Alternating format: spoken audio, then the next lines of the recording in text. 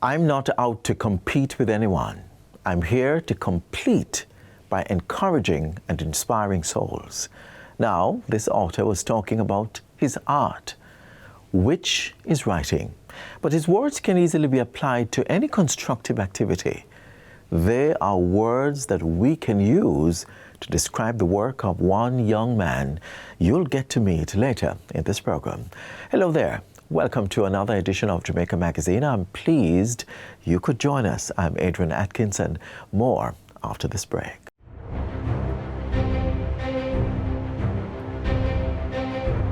Earthquakes can happen at any time. It has nothing to do with the weather. It has nothing to do with the heat. Are you prepared? What we all need to do is have our preparedness kits ready, just as you would for a hurricane. And this needs to be done year-round. So you need to have your kit with medical supplies. If you are in need of medicine, you have those medications on hand. And general things such as painkillers. You need to have water supply to last you a few days, as well as food that may not require cooking. Stay prepared. Purpose can never die. That is the saying of this young man who is doing much with what he has. I'm talking about the amazing Akeem Newent, who realized his purpose at the age of 13 and is helping others find and fulfill theirs. Please meet the teacher, the speaker, and the motivator.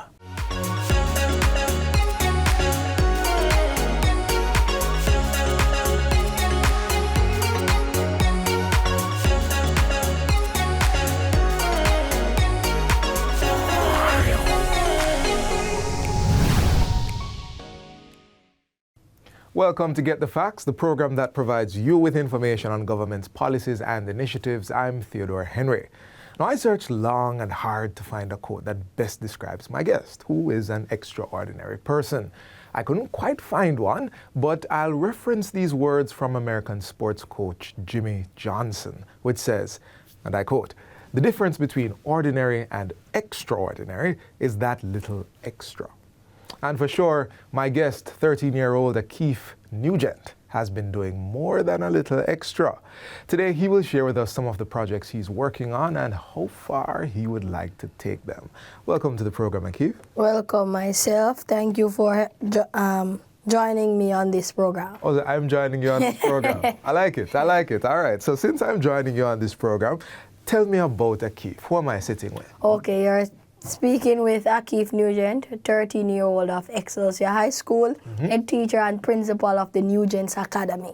All right, so I was okay until you said head teacher and principal of the Newent's Academy. What's that about? All right, so I am the founder of the Newent's Academy. I owned my school, my foundation, the Newent's Academy. Ah, all right. So that's not something you hear a 13-year-old regularly say. How did the Newent's Academy come to be? Well, it started on my grandmother's veranda in 2017. Now, I saw the need for the children in my community to do well. Now, they are well in school? Yes. Okay. They are great, not only in school, but athletic, entertainment, everything. Okay. Now, they are very, very intelligent children, but they don't have the right leadership or the right leader to push them for them to do excellent. Okay. So I, as a community advisor now, I train them and help them out, like myself, because you can't want, as I said on many interviews, you can't want coconut tree. You can't want reap coconut off of the tree and you know water it and you know nourish it. That cannot happen. Yeah. So you have to nourish something to get, to receive things from it. That's right. So, Mr. Principal, what's on your curriculum? What are we teaching? I teach everything, and everything that I teach is syllabus from the Ministry of Education. Okay. So I go and Google myself and find syllabus from the Ministry of Education. So if my students are in grade 5, I look for this guide for grade 5 in Ministry of Education for Jamaica. Okay, data-driven approach. Yes. I like it, I like it. So how is it going now? You told me where it started. Yes. Grandma's Veranda. Where is it now? 10A Mawo Drive, Kingston 11, same place. Same place. But the school is growing because I had over 30, now it's growing. I have over 40, going 50 now. Nice. So it's growing. Okay, okay. So this passion to teach, most young people your age, they want to be with their friends. Yeah. You have this passion to lead and to teach. Where did that come from? It is my hobby because from I was smaller, teddy bears and invisible students and walls was my students and my class. Okay. So you would normally hear me teaching what I learned at school to the wall and to the teddy bear. Yeah, so they were my students first. Okay. And then you saw the opportunity, you saw the need, and you said, hey, I'm going to give the time. Yes. You have anybody helping you? Yes, I have assistant. So what I did, I was the only person as a head teacher at the school doing what God told me to do. Mercy. All right, so God, before I got those persons, I prayed to Almighty God, and He revealed things to me. He not talk to me to that, He revealed things to me. So when He revealed things to me now, I said to myself, I have to have persons on board to help me out. Right. So I draw persons from my community that have the ability to do work, but as I said about the leader or the leadership that is placed in the community. Right. So I draw them in and show them things or ways in which they can go about things, and they are doing excellent. Ah, I like that you keep using that word, excellent. Now, so Akeem, you're 13. Yes, sir. You're 13 now, or are you going to be 13? I'm 13 now. Okay, so you're going to be 14 next year or this year? This year. This year, okay, This cool. year. So you're 13 going 14. I expect you to be in school. Yes, sir. Are you going to school as well? Of course, sir, but we do exam on this week is exam time, so I am doing exam.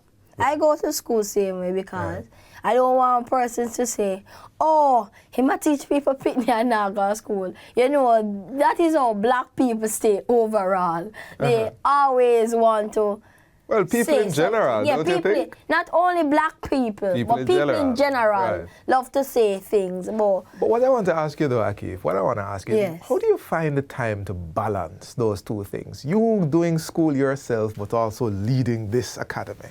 as I said, it is my hobby. So many persons would find if somebody can sing, they will find time to sing.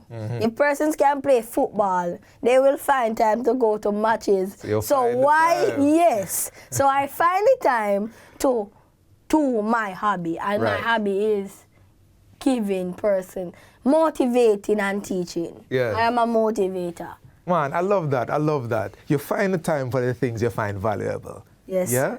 And I hope you teach the kids that as well. Excellent. Find the time for the things sir. you have valuable. Do you have any other hobbies? My hobbies: acting, teaching, dancing, and motivating. Ah, all right. Are you finding time for all of them? All of them.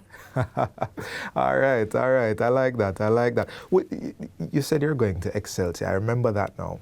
So what are your plans for your school? My plan is to not only have my school in Jamaica, but globally, internationally. All right. So I don't have only one branch, but all over the world. Right. But the branch, this Jamaica branch would be the head. Head branch. Yes. So that is my partake in what I want to accomplish.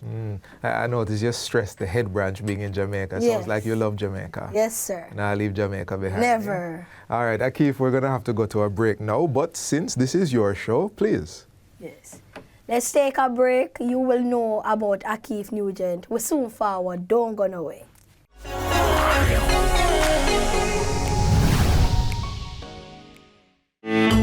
Keep that smile on their faces and preserve their innocence.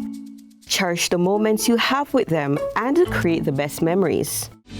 Let's inspire our children to dream big and work hard to achieve all they aspire to be.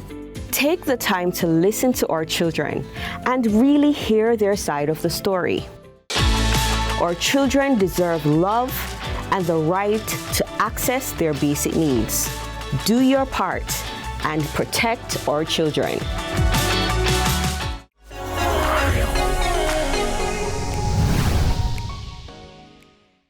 Welcome back to Get the Facts. We are continuing our conversation with an extraordinary young man, just 13 years, going 14, and doing great things that are impacting so many lives. If you're just joining us, his name is Akeem Newent. So, Akeem, let's keep talking. Apart from what you're doing now, what is it that you want to be when you get older? You have a career picked out? Yes. Actor and a principal. Actor and a principal. Yes. Well, you have the principal thing down pat already. Oh, yes. Akeem International going to be coming up soon. So All actor. of my career that I want to accomplish, I am taking it step by step from I'm smaller. So I am in shows and I'm going to be in a play called Goliath Must Die. Right. So I am starting all my careers from I am smaller. So when I get bigger now, it is easier for me. Well, that makes because sense. I know about the industry. So good. That's very good, like Yes, sir. practical work experience. Are you Goliath in the play? No. All right. But I am the person in the play. I am the annoyed person in the play. Oh, okay. But I can't give more. No, yes, we want to see it Yes. live. We want to see you Yes. live, Akeem. So, I am pretty sure this isn't your first interview. No. All right. How do you manage all of that publicity that you're getting? Does it interfere with your duties? Well, not always, but anytime I have an interview, I make sure to tell them, listen, I have my students to teach, so yes. So I cannot stay and linger because we have to work. Right. I have to teach my students same way. I can't let all of this fame get to my head and stop the thing that I have been doing. Right. Because this is what put me on board. I always tell myself, this is God's work, but He put me at the forefront. Right. I always tell myself that. So your path, another person's. your path isn't for fame. Your No. path is to teach. Yes. Fame is just brought up. Yes. I always tell them that. Say, I don't, not because I'm getting a lot of this, you know? It's still my work. I still have a duty to Right. bring out. Right. Yes. Okay. Tell me some of the places you've gone to speak, because you've mentioned more than once that you're a motivator. Have you gone and spoken to children outside of your school? Yes, sir. At graduations, at church functions, and even at church itself, at church service, Right. I speak the word of God, and sometimes I motivate persons in church. Right. And even at my school myself, Yeah. even in my community, I motivate others. Because before I start my lessons, I always ask my students, why are you here? What do you want to accomplish? What are your goals for the future? Where do you see yourself in 5 years' time? If you were supposed to be this, what would you do? Because even the same question I asked my students, if you were supposed to be a minister or a prime minister for 1 week, what would you do? Or if you were supposed to be the principal of the Newent Academy for 1 week, what would you do? I asked my students these questions, and I love to see when my students, because like the other day I asked my student, Yes. I was giving them an exam, but I said to them, who will get the 100? Everybody starts there, me. I love to see competitions, not really, competitions in a way that, They want yeah, it. them want it. Yes. Not them a compete for foolishness, but Right. I want them to compete for things. So when it's award time, I can't pick. I have to force myself to pick somebody.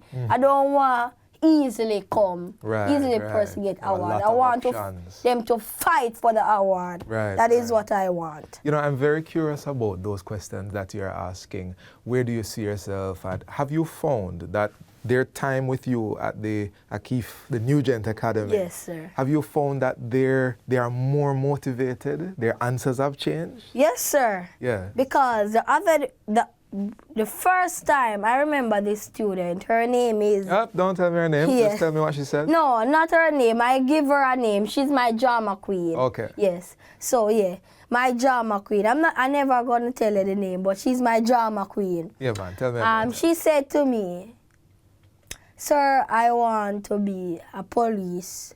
I said to her, "Are you sure?" She said, "Yes." I said to her, "Are you sure?" She said, "Yes." So I never paid any mind. So I asked her the same question to see if she's going to give me the same answer. Because, yeah, I challenge them. Right. I want to see if they truthfully want to have that career. You understand what I'm saying? So I asked her. She said, "Sir, I don't have anything. I don't want to turn anything in life." So I didn't answer her. I asked her over and over. Then she's still saying the same thing over and over. Right. So I asked her for the last time what she wanted to become. And she told me that she wanted to become a teacher.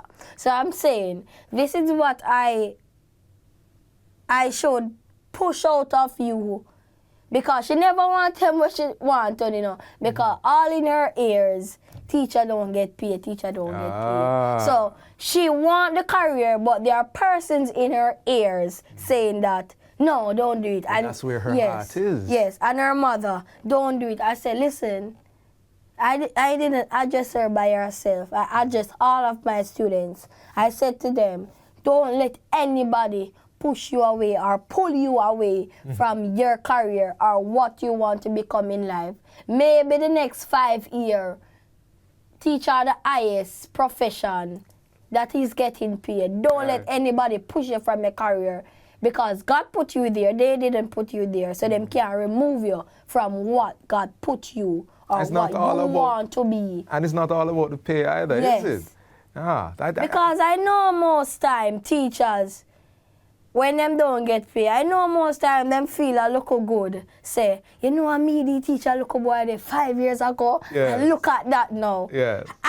It's not all about pay, it's what you can see and what your students accomplish from the teaching that you give them. Okay. That is what is good. And that I feel that is $1 million to me. Yes, yes. To see my students strive for excellence. Love it. Akeem, I can tell that you really love what you do. Yes. I can tell that you really believe in what you do. Yes, sir. Now, this is a program that many different people watch, older people and younger people. Maybe some of your students, maybe even your drama queen is watching. So I want you to take just the last few seconds of this program and, just speak directly to the camera. Encourage them.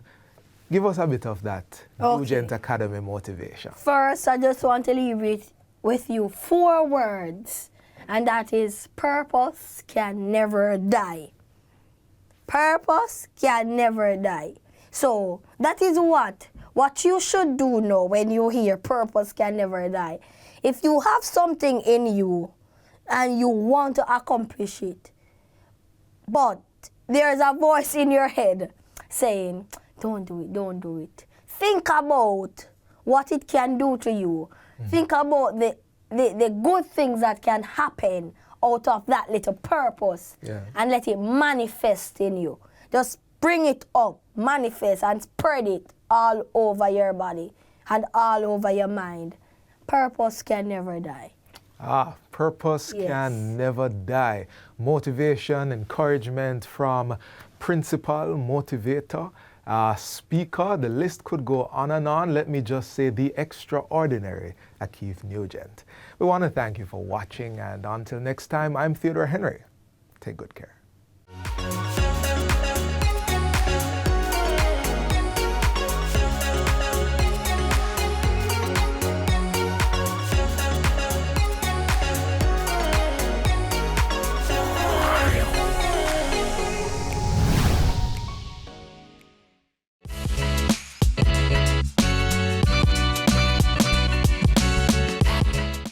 want to dispel the notion that it is the fault of the abused whenever a crime is committed. We want to end assaults by encouraging victims of crimes to speak up so that the perpetrators can be brought to justice. We want victims to know that there is hope and that they have support. Hear more in this feature.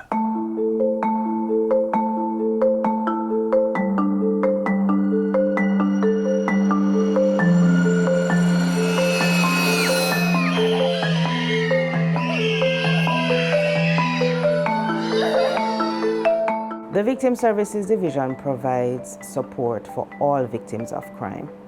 It does not matter the type of crime that has been committed against you, our doors are open to you. Some of those victims are persons who've suffered sexual abuse, family members of people murdered, individuals who've experienced robbery and intimate partner violence, otherwise known as domestic abuse. They all can be grouped into one of three categories: primary, secondary, or tertiary victim. Who is a primary victim? The person to whom the crime has been directly committed. Now, in the case where the primary victim is deceased, we will provide the service to their next of kin and their immediate family members, who in this case will be the secondary victims. Secondary victims may not have had the act perpetrated on them, but they do experience some amount of trauma due to what their loved ones may have endured. Then there are the tertiary victims. Victim service workers are categorized as tertiary victims. And so we think about persons like the police officers who have to interface with these situations on a day-to-day basis. There is secondary traumatization that they experience. And so it is critically important that persons not only recognize that these events can have an impact on them, be they primary, secondary, or tertiary victim, but also that they need to get assistance to be able to deal with the effects of the trauma that they have experienced. Tertiary victims also suffer what's called vicarious trauma.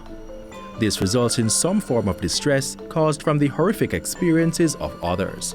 For example, a mother who has a 9-year-old child and hears of the incident where a 9-year-old was brutally murdered. That person will feel some amount of trauma, some amount of fear even because of what has happened to that child when they think of the fact that they too have a 9-year-old child. A department in the Ministry of Justice, the Victim Services Division, is determined to help. We have come to recognize that even in the cases where there are physical wounds, when those have healed, the wounds that are created, the psychological wounds and the social injuries that are created are far harder to heal, especially if the person has received no intervention to deal with the trauma that they have faced. The division provides a support system for individuals, including through counseling sessions which have been extended to e-counseling, an initiative that was boosted by the COVID-19 pandemic. This is a therapeutic process that is based on trauma-informed care to help individuals cope. Another is crisis intervention. This is where experts at the division may need to accompany police officers onto a scene to help victims understand what is happening. It's known as on-the-scene response. Additionally, we provide services in terms of home visits. So we'll visit the homes of victims and provide services to them there, school visits, and that sort of thing in terms of crisis intervention. Another part of the treatment focuses on informing the victims of their rights. We try to assist them through the process, get in touch with the relevant persons to get information that they may need to even understand the process of the investigation, what is happening, what will be happening, or what should happen. Due to the unnerving experience of a trial and the added traumatization of the victims, the division also gives court support to help persons prepare for trial. When a victim has to go to court, it can be a very frightening experience for both adults and children. So one of the ways in which we advocate, instead of having the victim being seated in the same area and being able to be seen by the perpetrator and they're seeing the perpetrator and they may feel fearful and not able to go through the process, we ask that they be seated in another area where they don't have to interface with this, or even where they don't have to interface where possible with the general public. The Victim Services Division also provides a Children in Court program. In terms of dealing with the children, some of the tools that we use, we may utilize a model courtroom that really depicts the courtroom setting and give them an idea as to where individuals may be seated, who they will interact with, who they can expect to interact with them, that sort of thing. In some instances, we're even able to bring the victim to the courthouse prior to the date so that they can basically see the lay of the land and get a better appreciation and understanding. So when they turn up on that day, it's not all brand new to them. And preparation for us, let me be clear, is really orientating them to the process. We do not interfere with statements. We do not interfere with whatever it is they will be going there to say. We are all about the court process, the layout of the court, and basically educating them as to what they can expect. You do not have to suffer in silence. You do not have to be afraid. We operate on a principle of neutrality. It does not matter who you are. It does not matter what your story is. Our doors are open to you once you have become a victim of a crime. For more information, contact the Victim Services Division in your parish and get help today.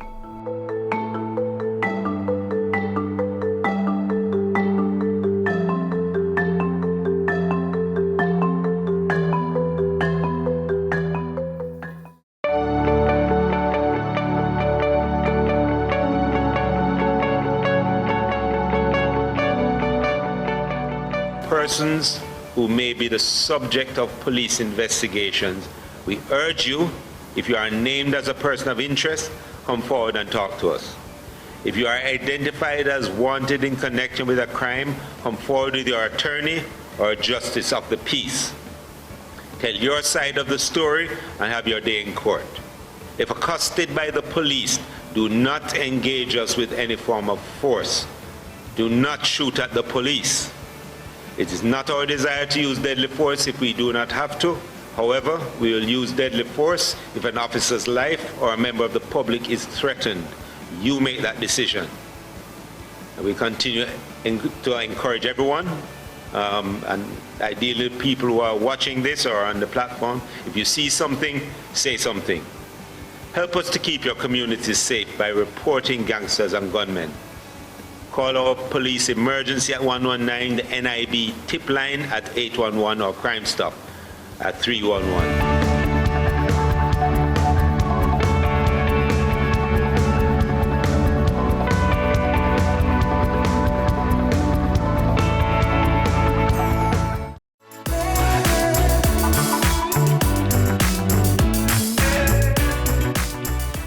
And this is where we end today's show. To catch a repeat of this or any other, feel free to log on to our website at gis.gov.jm. Until next time, I'm Adrian Atkinson.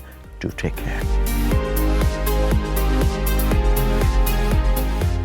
This has been a production of the Jamaica Information Service, the voice of Jamaica.